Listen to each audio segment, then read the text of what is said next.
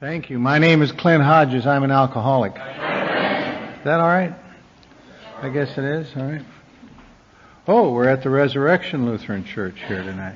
Man, if you're new, I'll bet that surprises you to be spending a Friday night here at Resurrection Lutheran Church.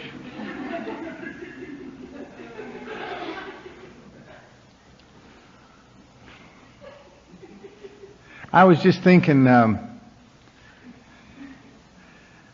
glad to be here, and I've had a wonderful evening so far. Had dinner with some delightful people, members of your group. Susan picked me up at the airport, and it's an AA evening, and I think we're very fortunate to be here. From the time I was maybe 5 years old, I began to live out my second and third choices in life. And it is finally, after all these years, to live out my first choices in life much of the time has been quite a surprise and quite a wonderful thing. And I was thinking because I got here through the kindness of a bail bondsman who brought me to Alcoholics Anonymous. A guy that when I was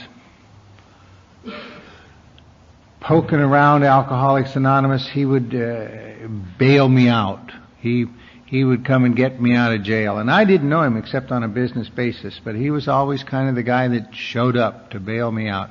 I was living in Glendale, California at the time, and I was living in a little garage. I called it a garage with three other guys. It was we each had a little room in this garage. It was not what I planned. And so if you're surprised to find yourself here at this church on a Friday night, I understand that. When that guy told me he was going to take me someplace, I didn't even ask him where he was going to take me, because I knew he knew that I was a drunk, and I thought we were going back to jail or to county hospital or to the fidget farm. Maybe they had a couple down there. They had in Glendale in the valley. They had a place. It was a drying out place run by a guy named Ron Shire. They called it Shire's Dryer, and kind of a spin dry deal. You know, you go in and out of there. And but I didn't ask him. I did not ask him because I knew that it was, for me, it was just more of the same. Why even bother to ask? My life, with all its ruined hours, has kind of deteriorated by that time into a sort of dead hopelessness in this little room I had. And incidentally, apparently it was not a garage. I thought it was a garage. My wife, a couple of years ago, she said, "I want to go by and see that garage you got sobered up in." And we went by there. She said, "That is not a garage. That is a shed." And I looked, and there never a car got in that place, I'll tell you. But it was cut up into 4 little rooms, and I had one of those little rooms, kind of a condo deal. And 8 by 10 and hot. God, it was hot in there in the summertime. Had a little light coming out of the ceiling on a cord, and had a sticky linoleum floor, and the mattress on that steel cot was wet, and had old copy of an old copy of Playboy magazine was there, and that was it. That was my "honey, I'm home" kind of a life. Just like, oh man.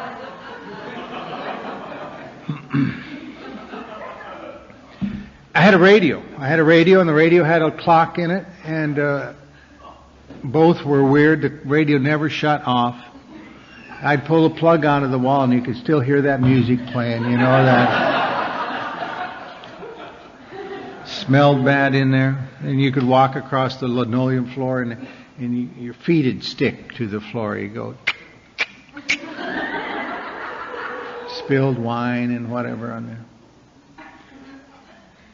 I woke up underneath that cot one morning, and the clock said 4. And I just was out of booze and out of money and out of hope and out of energy. And I was, the only thing I had going for me was a deep fear. And I looked over in the corner and there was a rat sitting over there. That rat just looking at me. Big guy. And I was thinking about getting up on the bed, on the cot, but I was afraid I'd jar him into charging me. I guess I don't, And we both knew he'd win. He's looking at me, and I'm just petrified. And I don't know what to do, so I just kind of hunkered down there, and I hunkered down there for about an hour, and then I look at the clock, and it's 4:07, and it was one of those nights. And I hung on, and I hung on, and I hung on. And then the first light of day, and I looked over in the corner again, and in some way that rat had turned into a pair of socks laying over there in the corner.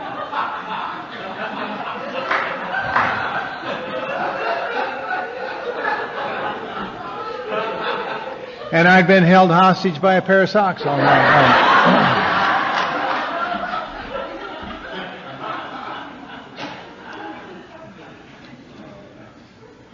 And so if you're new,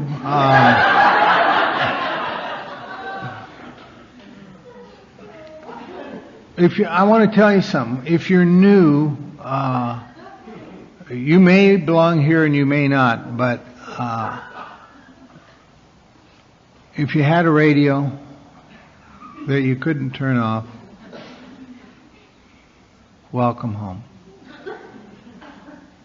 If you are, I'll tell you where you are. You are in the midst of people who cannot quit drinking.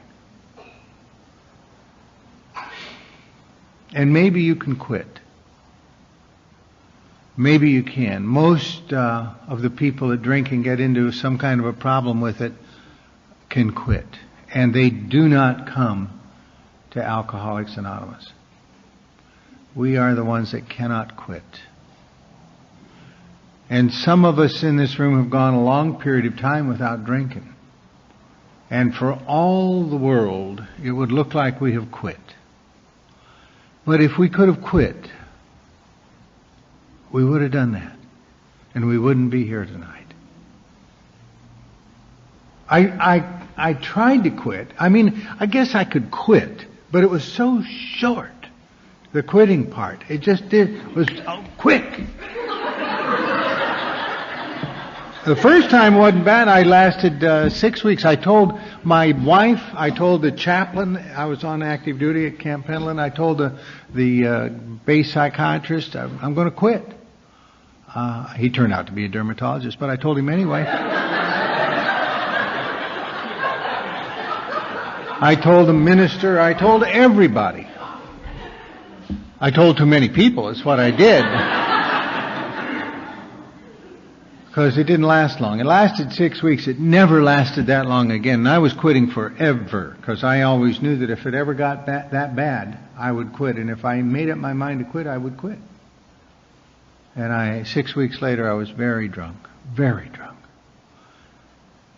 And I quit again in a year. And it didn't last very long. And I quit again. And I quit again. And I quit again. And by the time I got living in that shed, I was quitting every day. This is the last half pint I'm going to need. But I had stopped telling anybody I'm quitting. So if you're new and you decide to quit again, don't tell anybody. Let it be your little secret. Because there's just too many explanations to make if you're alcoholic. If you can quit, you ought to do that if it's a problem for you. But if you can't quit, welcome. I mean, if you really can't quit.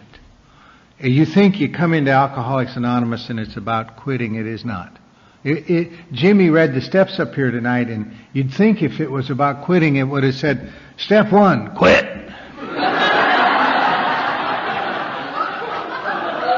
Knock it off, goddammit.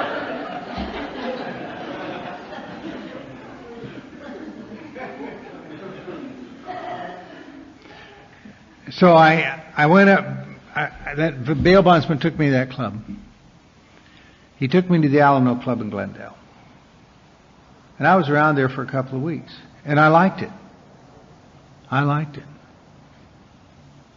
But I knew by now I couldn't, I wasn't going to stay around there long.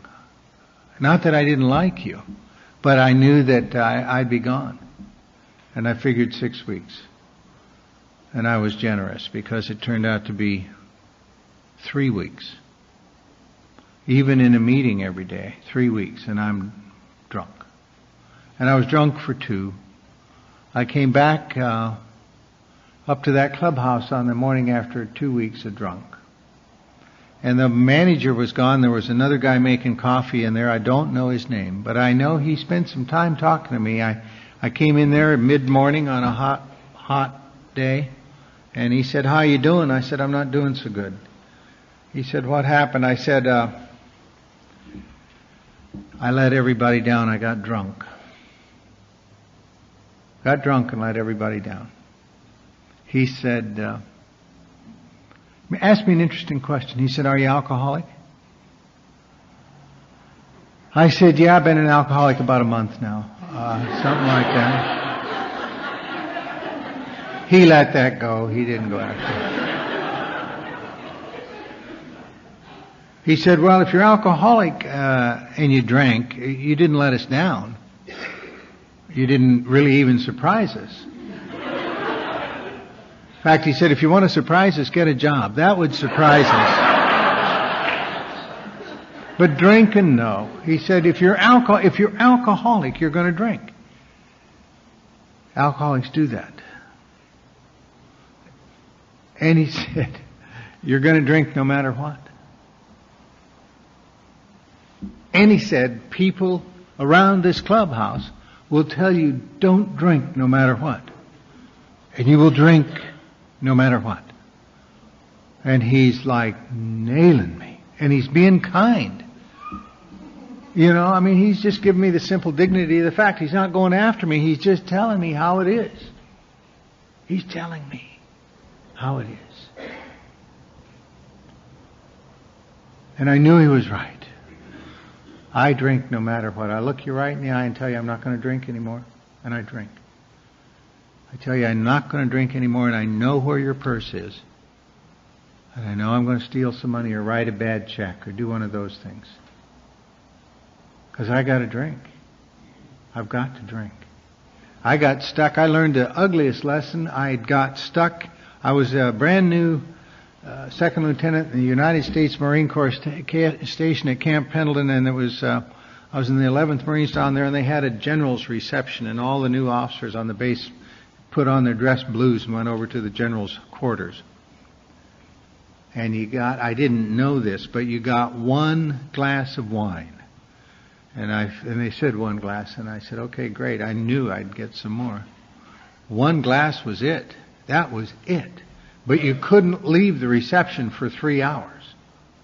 And I had that glass of wine, and then I did that next 2 hours and 46 minutes. Crazy.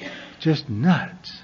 I couldn't wait to get out of there, and I knew I'd never do that again. Next time it was time for a general's reception, I didn't drink till I got out of there. Because if I start,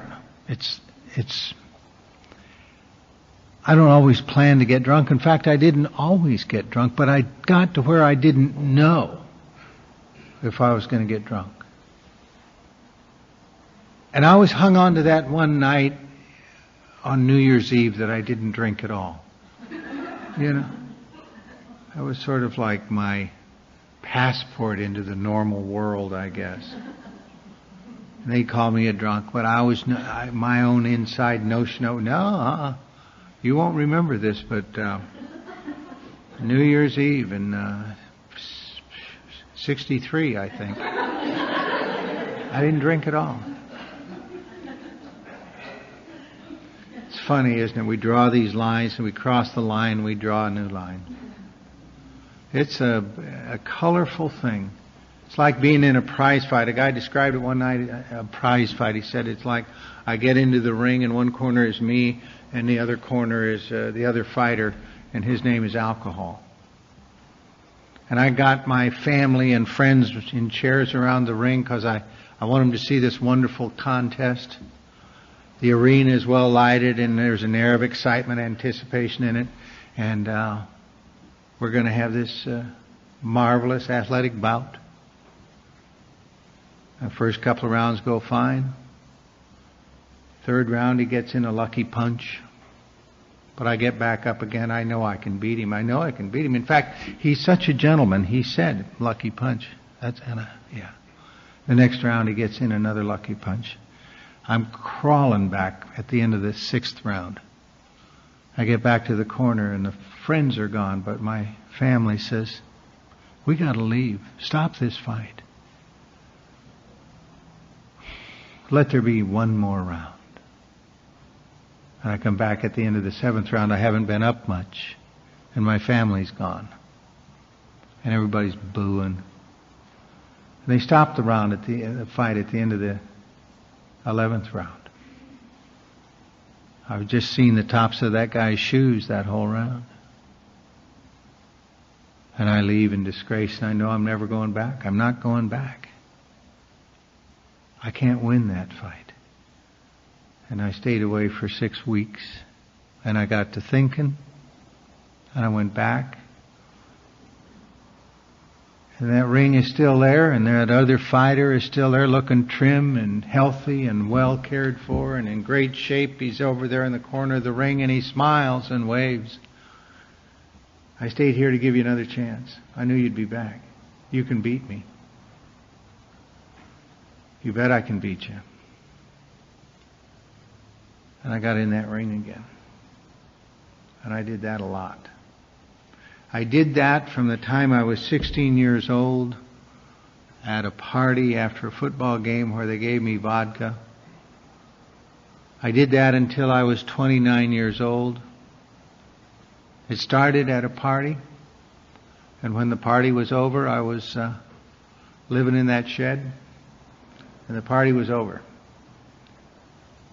And I didn't know how I would ever get off of that merry-go-round. And now this guy is telling me, you're going to drink. You are going to drink. And I knew he was right. And I know what day it was because I never had another drink after that. It was the 14th of August in '66. And I didn't drink anymore. And I can't quit. And I never did quit.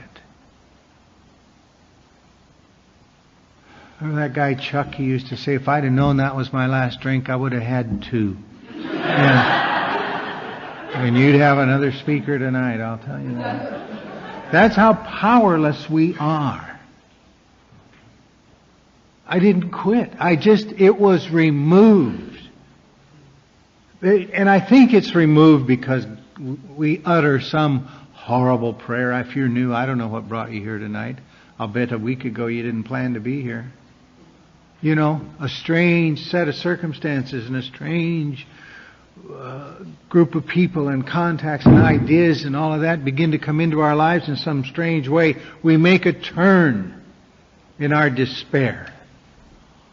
And we say some prayer that is so angry and so profane it doesn't even feel like a prayer. Jesus, what's wrong with me? It's not a bad prayer. It's not a bad prayer. There were some documents, we were talking about it earlier, Susan and I were. It came out of the Freedom of Information Act. During World War I, there was an amphibious landing at a beach in Italy. And it was an absolute disaster for the first 4 days. They could not secure that beach. Allied troops from Italy and from Canada and the United States and Great Britain and Australia stormed this beach in Italy.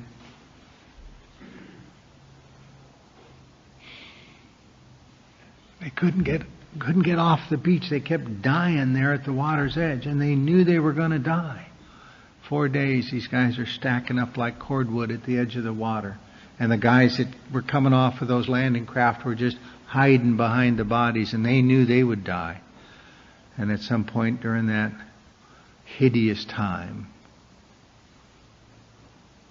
they would pull out pieces of paper and a pencil and write a letter home to their wife, or write a poem or a prayer. And they pulled a piece of paper out of somebody's hand when the graves registration detail came through. And this guy's prayer was my prayer, your prayer, I don't know, but he wrote this. He said, God, come. Come now. Come yourself. Do not send your son. This is no place for children. And I don't know why that touched me so much, and I don't know what prayer I said that awful night of the 14th of August, 1966. But I think I said a prayer. A prayer to a God I didn't believe in, a God that I had said no to long before. Because I got it that I was just toast. That guy told me I was going to drink no matter what, and I knew it. And I never drank again. And so I've spent half my life here in Alcoholics Anonymous. And I'll tell you something that surprises me, and maybe it'll surprise you. It's getting sweeter all the time. I love this life. I love this life. I have... It's so strange because the beginning of my life was not one I liked. I liked the first 4 years of it. Yeah. I mean, that was great. I was in love with my mother. Man, she'd come in and tuck me in at night, and we'd say our prayers, and we'd whisper our little things to one another, and we'd laugh and giggle, and I adored my mother. And she told us one day that she was going to bring another baby home from the hospital, and it's okay with me. I knew my mom and I'd take care of the new baby. And she brought the baby home, and all of her attention was taken up with that new baby. And I'm thinking, well, this won't last long, will it? It's an awful thing to know finally the penny drops and you think, God, they're going to keep that thing. Wow. And so I'd go in they even had a room set aside for it with a crib. I'd go in there and encourage my little sister to move out. Give her a thump on the head. My mother came in there and caught me doing that. And she got scared and she threw me bodily out of that nursery. And I hit the wall in the hall and I came down and I knew it was all over. I knew it. I knew it that she not only did not love me and loved it, but she never had loved me. That's what I knew. Old ideas are funny. Old ideas are weird, boy. It's just so strange. This book that Wilson wrote called Alcoholics Anonymous says, we got to let them go. We have to let go of our old ideas. Many of us tried to hang on to them, and the results were nil until we let go absolutely. Got very interested in old ideas a few years ago. I have a friend that I've known for a long time in Alcoholics Anonymous. His name is Billy. And Billy is one of these, I don't know, he and I just connect pretty good. And I had known him when I was in Orange County, and then he moved up to San Jose to take a job. But he was back down in L.A., and we met. And he came over to my house, and we're talking, and he's telling me what a wonderful life he's got, how happy he is, and how they are offering him a promotion in this place where he works. He's gifted in computers and programming and all of that, and they're going to give him a car, and they're going to give him a couple of assistants, and they're going to give him he's going to go out and deal with the clients in their own factories and businesses. And I said, God, when do you start? He said, I can't take it. I said, what do you mean you can't take it? He said, well, they want me to cut my hair. I said, yeah? And you're telling me this because... Cut your hair. He said, they don't have any right to make me. I said, you're kidding me, of course. I used to think that meant a guy was hard of hearing and I'd start screaming at him, but I'm very patient and kind now. So I kind of moved on to something else, but I knew there was something there that was just amazing. And I got back to it after a while. I said, come on, Billy, what's going on with the hair? What is that? He said, and he started the thing about they don't have I said, stop, just quit it. And he said, oh, it's a long story. And I moved on to something, and I came back to it, and I said, what's with the hair, Billy? And he told me something he had never told anybody. He told me that his ears were badly deformed, and he had to have long hair. And it was a weird thing to hear. But I moved on to something, and I came back to it. I said, Billy, let me see those ears of yours. And he loves me and he trusts me. And after a while, he brought his hair back. And it was amazing to look at his ears because they looked like mine. You know? It's like, wow. And I said, Billy, those aren't beauties, but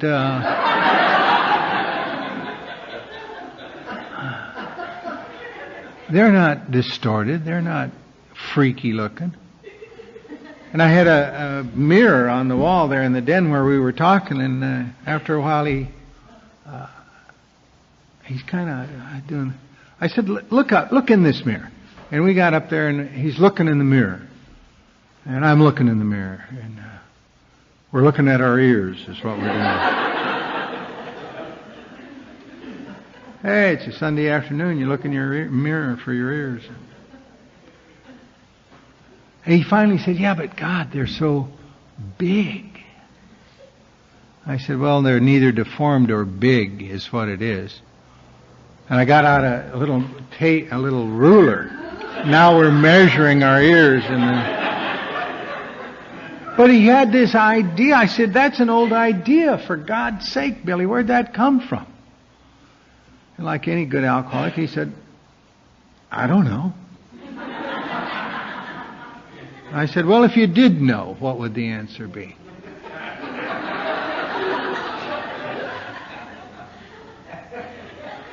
And so we play with it for a while, and I asked him, I said, how does it make you feel to think your ears are deformed? And he knew the answer to that one. He said, it makes me feel like a clown. I said, oh. And what do people do when they see a clown? He said, they laugh. I said, well, I can see why you covered him up, you know, if you really think that. And I can see why you wouldn't want to cut your hair and go out in the territory, and because who would do anything with you? Who would do business with a clown? He said, that's the problem. I said, I understand that problem. I really get that problem. But what if it isn't true? What if it's just an old idea? I said, when did you first feel like a clown? And he knew the answer to that one. He said, God, I was in the 3rd grade and I was coming home from school. I said, how were you feeling? He said, I was feeling great. Where were you going? I was going home. What was going to happen? Well, I'd run in the house. My mother would give me a cookie. She always gave me a cookie, send me out to play, and call me for dinner. I said, so what happened that made you live out your 2nd and 3rd and 4th choices? And he said, I ran in that house and my mom's on the phone and she sees me come in and she's got a weird look on her face the minute she sees me. And she says to my aunt that she was talking to, she said, Betty, I got to hang up now. Billy came in, and little pictures have big ears. And he never asked. He never asked. And neither did I. And neither did you. Because we grew up in homes where you don't ask. You don't ask. For whatever reason, you don't ask. They asked me, where were you last night? I've got some questions I need to ask, like, do you know where I was last night? Why are you asking me that? And I can't ask those questions, so I can't answer their question.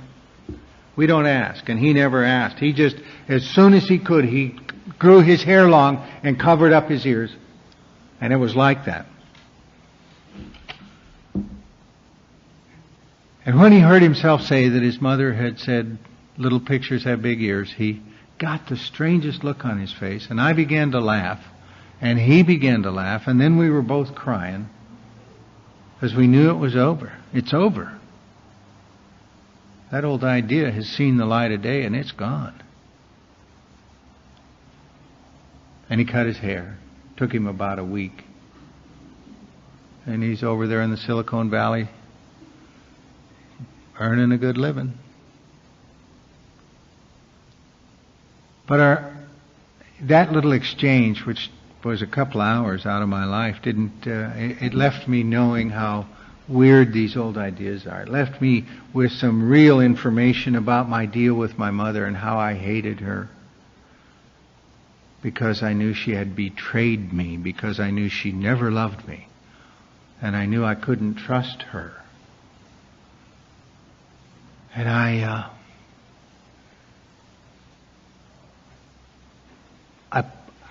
lived with that.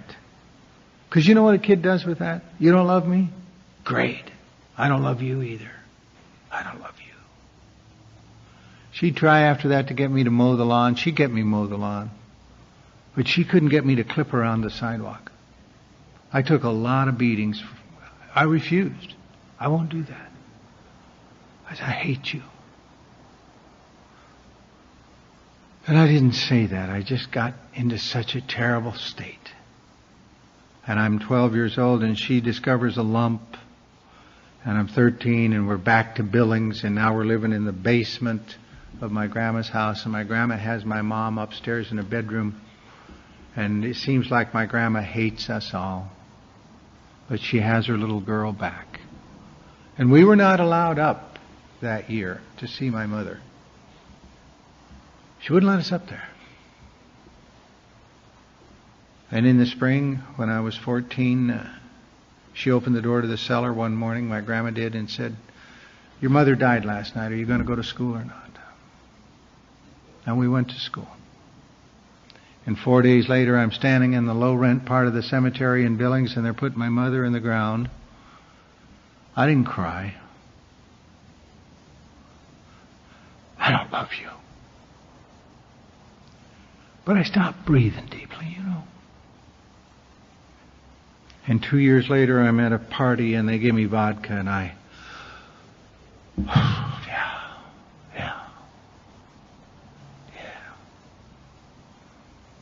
And it was like that. Except I dragged all my old ideas along. You can't trust women.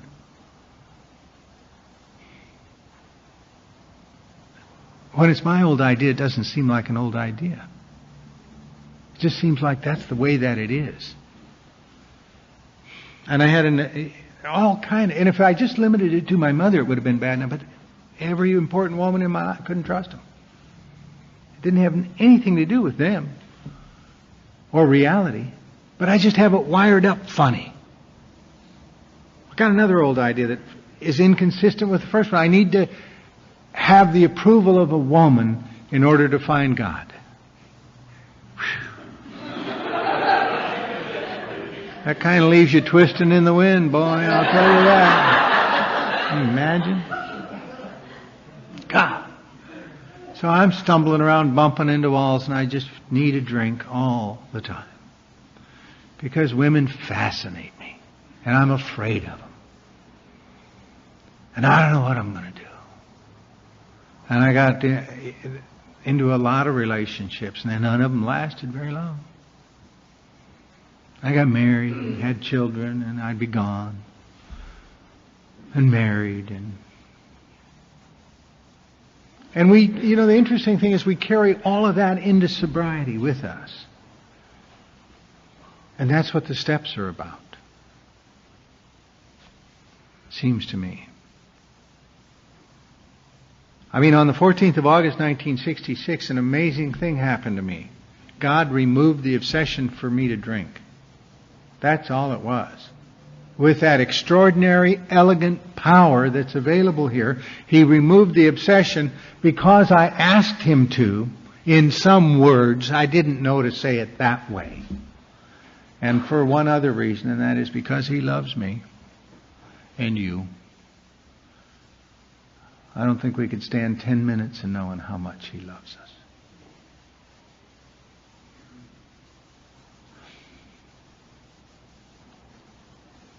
And so, I've been given a gift.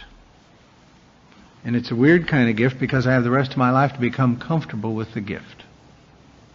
Because I'm kind of stuck in sobriety. And I have another problem going for me, and that is that I'm a power seeker. I want the power. And I found out when I was 5 years old that I don't have any power. I'm not big enough for this world. And right underneath that, I know I should be big enough. And right underneath that, I know I got to keep you from finding out that I'm not big enough for this world. And so maybe me and a lie is enough. Maybe me and the money in your purse is enough. But I'm not big enough. I need some power. We're power seekers, I think. You know, lack of power wouldn't be a dilemma if we weren't power seekers. We dig that power. There's some people here in, where are we? Pleasanton. No. Dublin. Is that right? If you take 3 steps, you're someplace else. I know that.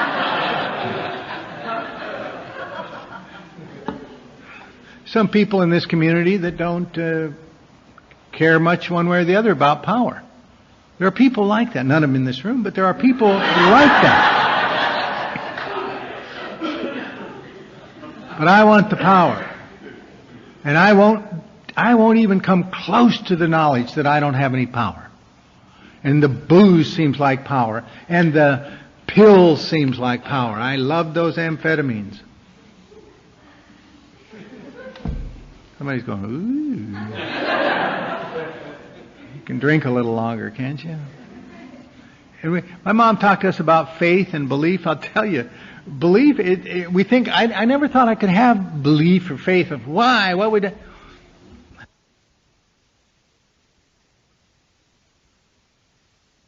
And the 15th and the 20th and the 6th month I expected something of booze.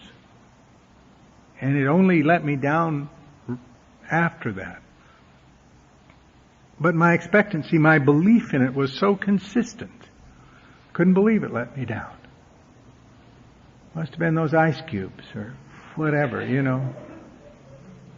And I had faith in alcohol. If you look that up, faith is a confident trust born of experience. I had that. You ever buy a bottle and you can't drink it right then, and so you lock it up for later and you feel better? Yeah, that's faith. You betcha. Get a prescription, just a piece of paper. You put it in your pocket and you go, whew, damn.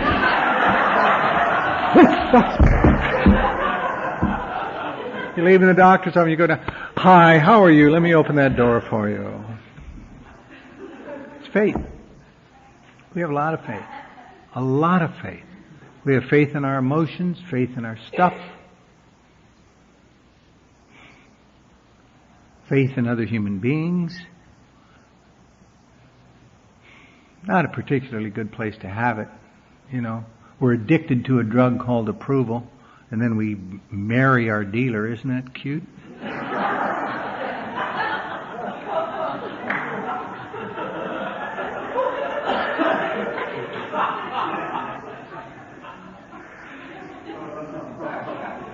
And they tell you not to get involved emotionally your first year of sobriety. Doesn't say that in the book, but it's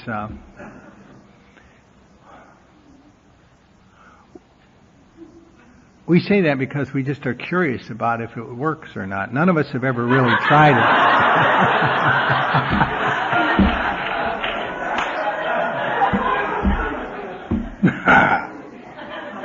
So give it a shot. Let us know how it goes.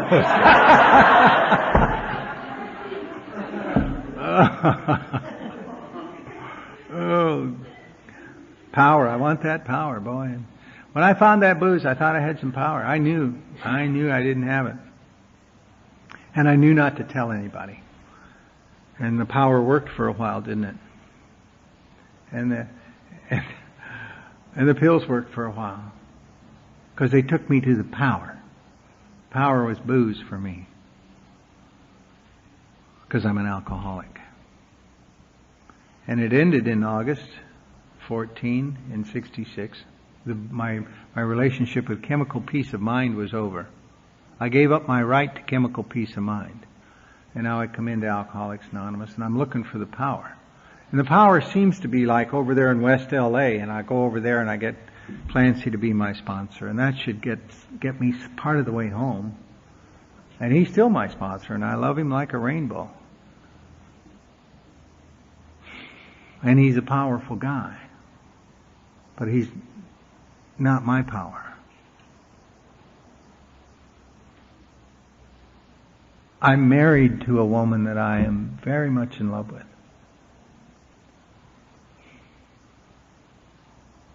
And she's not my power. And I thought the women surely would be. I thought that. As if I could just put it back to where it was when I was a little kid, I'll be all right. I went to law school when I was 5 years sober. Somebody said, you ought to go to law school. I was selling carpets at the time. It seemed like a good idea to me.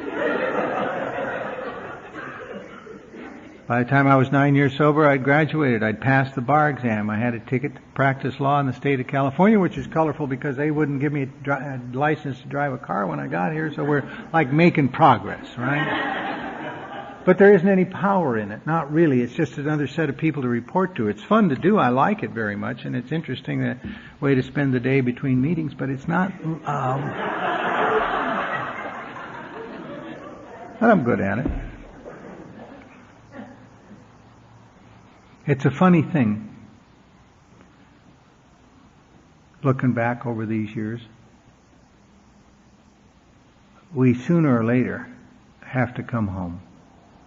We sooner or later have to find the power. That triangle with the circle around it stands for, the legs are labeled unity and recovery and service. And unity is like the group here and the closeness that we feel. And service is anybody that's moving the message toward the new guy or making it possible for the place to happen or whatever. We get a lot of relief out of service. Lots of relief. Thank God we need the relief. We get a lot of relief out of unity because we're kind of in a group of our people. Thank God. And then sooner or later we turn our attention to the steps of the program of Alcoholics Anonymous, the last thing we ever really wanted to do. They don't sound like they'll take you where you want to go, right? Gee, turn my will and my life over. I can hardly wait. I grew up in the Church of the Air in Billings, Montana, and my uncle went down front and got saved one Sunday morning, and I went, wow. They sent him to China to be a missionary, and man, stay away from the front of that church. You know. Jeez.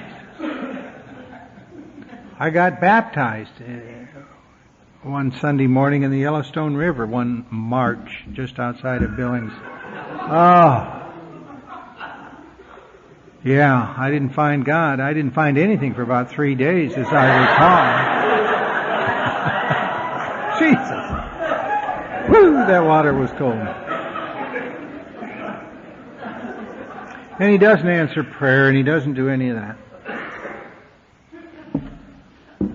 And I just set all that aside. But I'm looking for power. And now I'm sober in Alcoholics Anonymous, and a huge problem comes up. And the problem is that I have tasted the honey. We're spiritual seekers. A seeker is somebody that's been touched by God in such a way that nothing less will ever do again. Ever do again. And that's not all that. I'm too cool for that, I'll tell you. I don't think so. And I just stay away from it. I mean, what? What is that? Except I'm reading this book called Alcoholics Anonymous one day. And the most amazing thing happened. I'm looking at Wilson's experience in Winchester Cathedral. Now he says, much moved, I wandered outside. That's all he says. And he gets hung up on the tombstone and the doggerel on it. But in a few pages after he's sober in Towns Hospital and he's had that white light experience, he comes back to that experience. My cathedral experience, he said. The meaning of my cathedral experience was clear to me at last. And he said this. He said, for a brief moment, I had needed and wanted God and was humbly willing to have Him with me, and He came. But soon the sense of His presence was blotted out by the clamor of worldly things, mostly those within myself. And I'm thinking, he had a cathedral. God. He said God's impact on him was sudden and profound. Man, if I could have that. And then I realized on the 14th of August, 1966, I was a drunk. And on the 15th of August, I was not a drunk. And that was because of God's grace, and it seemed to me that His impact on me was sudden and profound. That's a lot. I didn't bring that about. I can't even remember my prayer. And it's happened to everybody in this room. Suddenly it's over. His impact, that's moving some, that's moving right along. That is elegant power. And then I realized that I had a cathedral. How many times have I sat in these meetings and listened to somebody share? Watch somebody take a chip or a cake, knowing they can't stay sober. I know that guy can't stay sober. And he's taken a 60-day chip. Will you look at that? I sat in a meeting one night in a 12-step house over in downtown Los Angeles. I don't even know how I got there. I was still living in the shed, and somehow I had gotten down there to a meeting, and the speaker touched me. I don't know his name. And I wept that night. In this ratty old 12-step house, I was humbly willing to have him with me, and he came. But soon the sense of his presence is blotted out by the clamor of worldly things. And it happens like that. But we taste the honey. We sit in these meetings, and without knowing quite what happens, we are suddenly, totally in the room. In the room. And nothing matters except right there at that moment, we're at peace. We're not thinking about anything else. We're just there. And we have a vague sense how important that is. And wonder after a couple of times if it'll ever happen again and when. And we go back to the meetings. And we've all had our cathedral experience. And Wilson knew it. And he said, for a brief moment, I was humbly willing to have him with me. And that's all that step 2 is about. That's it. To go back through these steps, finally, after some kind of a second surrender, has been the most amazing experience of my life. To find a place at it was at step 2, really. Place inside me where God is. The great reality is deep within, and the question is there a place inside me where I can go where God is? Where I can tap into that power? Turned out the answer is yes. He says, if we come close to Him, He will reveal Himself to us, and He does. Sometimes it requires some fearless searching. I need that power bad enough, I'll search. I'll set aside my old ideas. I will take a look at those spiritual terms and not let my prejudice deter me from asking myself what they honestly mean to me. I'm a seeker. Because this life isn't, the way I had been living it even after sobriety was not enough for me. And it will not be enough for you, I suspect. Because we're just like that. Because we look around us, every seeker needs a master, and a master is someone whose life gives living witness to the seeker that what the seeker seeks is real. And you are my masters, because I see your sobriety, and I see in it that what I seek is real. I know this, I know that God is love. I've always known that. Never liked it much, but I've known that. And I know that He works through people, which didn't have much meaning to me. Until one day, one funny day, after I had said yes to a very strange thing. I had, in sobriety, been with a woman who had a son. Not my son. And we were dating. And it was as if the universe handed me an envelope and said, here's a lady and a little boy. You want it? No, give me another envelope. I don't want the kid. Really? Really? This is your envelope. You going to say yes? Well, I was under new management by that time, so I said, okay. All right, goddamn it. I don't want that kid. He's 4 years old. I left when my sons were 4. I'll tell you why. Because that's when the violence in our house started. That's when the abuse started, and I was so afraid I'd be an abusive parent. And I didn't think all that through, and I was drinking at the time, but I got out of there, and I don't have any credibility with myself on this business of being a parent. But I had done something by that time. I had gone through step 3. I had taken a look at step 4 and done what they say to do in the book. What do you think? Why would Wilson have us start with our resentments? Why do I list the people I resent? Because they look more powerful than I am. Isn't that interesting? Why would I list my fears? Because who am I afraid of? I'm afraid of people that have more power. Even a guy on the street that comes up and asks me for $1 at that moment has the power to make me feel weird. And he goes on my list. What about that sex inventory? What's the problem with it? Seems to me that the problem is power. I try to get power out of a situation that is not a legitimate source of power. And I have to take a look at that. And that's the inventory. In all the ways that I have illegitimately tried to obtain power in my life.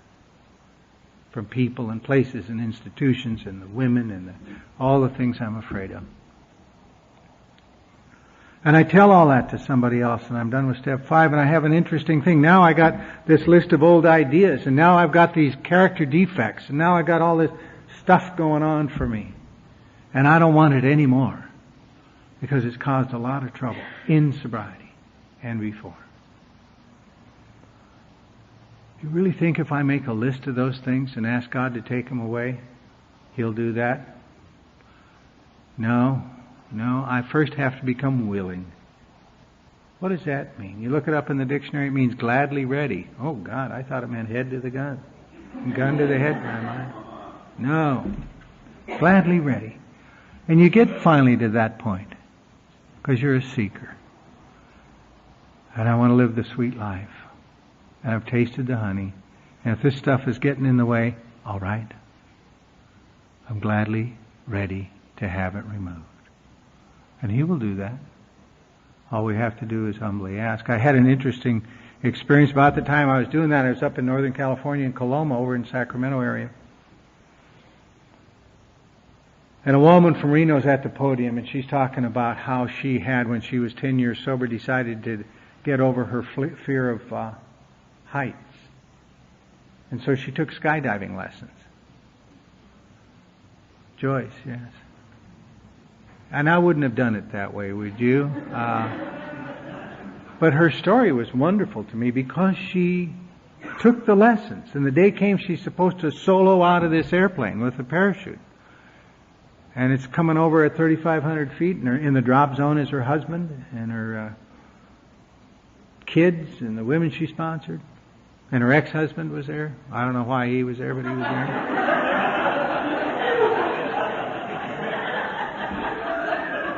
And she came out of that airplane, and the parachute was wrong. And she hit the deck going a lot faster than she was supposed to go. And in her words, She said, I spent the next 18 months of my life learning how to urinate again. I'm going, wow, that's pretty amazing. And she's up there and she kind of got it, that this is a healing person. And she said the months went by and her husband left, but her ex-husband, who was a member of AA, came back into her life as a friend, and he's in the hospital room one day and they're talking, and he said finally, Joyce, why did you do that? She said, you mean he said, yeah, what was that about? She said, I took skydiving lessons because I wanted to get over my fear of heights. And he started to laugh, and she said, what are you laughing at? And he said, all you had to do was humbly ask. And I'm going, Jesus Christ. Isn't that amazing? I mean, we've tapped into some power here. And so somewhere along the line, I've got this little boy in my life. I did not intend to fall in love with that kid. And I did. I don't know when I noticed that he loved me, but he did. And he and his mom have moved back into the Midwest now, and they're not in my life anymore. But there was something so sweet about that. So sweet about kneeling down beside a young kid and listening to their prayers at night. Listening to him thank God that he's at the top of the food chain. Isn't that amazing that they do that? Jesus. One day we came into Oakland and got the rental car, just the two of us, and drove up farther north to go to some meeting up there. Just he and I. And in the rental car, I said, Daniel, I love you, man, and I love traveling with you. You're such a good traveler. He said, thank you. The way they do. I said, well, I mean it, and I liked it too when that kid from across the aisle came over and asked you if you wanted to go in the back and play in the back of the airplane. I'm glad you didn't do that. He said, well, I didn't know the guy that well. And I said, well, yeah, but I also think he wanted to go back there and just get into some trouble. And Daniel's sitting over here and he looks at me and he says, we don't know that about him. No. Jesus. Shut up, kid. You've been talking to your mother too much. She's into that tolerance stuff. I learned so much from him. And one of the things I learned from him is that he loved me with a burning purity of spirit. There was nothing on it. And I realized one day the most amazing thing, that God was loving me through that kid. And then I realized that God's loving that kid through me. I don't have to do much except be respectful and attend him and be there for him. But God will love him through me if I can stand to have that happen. Because he's love and he works through people. And why not? And now something's cooking in my life, and I get on the road for step 9, and I kneel at a grave in Roanoke, and I fly to Portland and sit down with my brother, and I go to Denver and I sit down with my sister. People that have been out of my life for a long time. I was mad at my sister because she married a black man, and I thought she had done that just to make my father angry, because he came from Alabama. And it did do that. He never spoke her name out loud again. But I found out when I went over there to make amends to her and to her husband, they had done something so remarkable. They had been married long enough to raise 6 kids. 3 of them were black, 2 of them were white, and they had one together. And one of them was a cop, and one of them was an accountant, and one of them was a nurse, and one of them was retarded but supporting herself working in a department store. One of them taught English in a Tokyo high school to Japanese kids. These are extraordinary kids. She had raised a family of contributors. And I flew out of Denver with a new hero. I mean, this sister of mine, this goofy little sister of mine is something. And so are her children, and so is her husband. Deputy Director of Manpower for the state of Colorado, and I'm like dismissing him. I had to go to Daniel's father and make amends to him. And I had to do the thing I was never going to do. I had to fly to Billings. I didn't want to do that. I didn't want to go to that cemetery. I didn't want to. I don't know what will happen to me there. And I didn't go. And they asked me to go to Billings to talk, and I was too busy. And then I went through this experience, and they asked me again, and now I'm under new management, and I go. And I got off the plane in Billings, and an Al-Anon friend of mine was there, happened to be speaking at the same thing, and she asked me, "You going out to the cemetery?" I said, "How do you know about that?" She said, "I know." I said, "Yeah, I'm going to go today." Clancy told me to write a letter to my mom. I had a letter. She said, "I got something for you to take out there." I said, "What?" And she brought a shopping bag out, and she had in it a liter of water and some flower seeds. She had in it a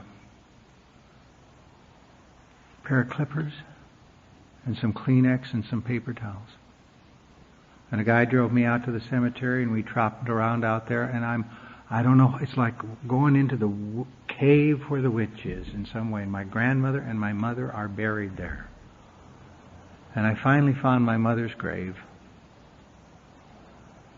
Little stone in the, covered with grass. And I knelt down there. And I took out those clippers and dug a little hole and stuck that letter in there. And I began to clip around the headstone. And I began to cry. That's the thing she could never make me do. When I'm sitting there clipping around that. Because I want to be free. If you get relief from unity and relief from service, for recovery you get freedom. Whatever. When we clip around here, you got it.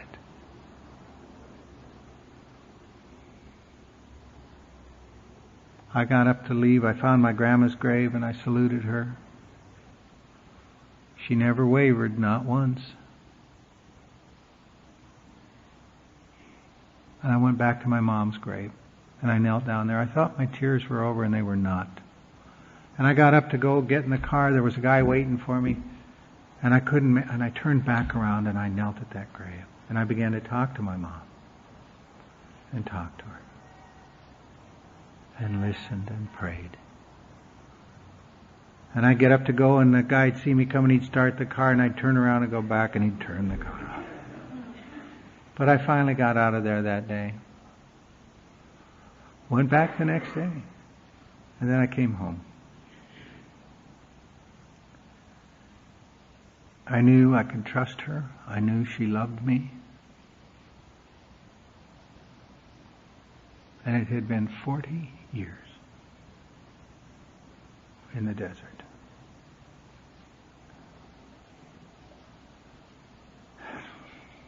And I love my mom. And she loves me. And I can trust her. I love my wife. And if I live my life right, God loves her through me. That's the sweet deal, because He loves me through her. We're sitting at dinner tonight, and I'm looking around the table at the beautiful, dignified, lovely women of Alcoholics Anonymous. And it seems so sweet to me, and so much, I was so much at peace with that. Martin and I are sitting there like, man, isn't this something? It's been so many years, and it seems so long a distance, and it isn't. We've just come back home. We've come back home. And so if you're new here, AA is kind of a weird place at first. You know, it's kind of like, where would you stand up and talk like this to a group of people? But we do that here. We love you. There's a lot of healing in that. It's not your healing. It's ours. That's why we're glad you're here. You know, we heal up with that. But if you stick around, then somebody newer than you will come and sit by you, and you'll find yourself loving that person, and your healing will begin. And for 62 years now, we've been calling that Alcoholics Anonymous. Thank you.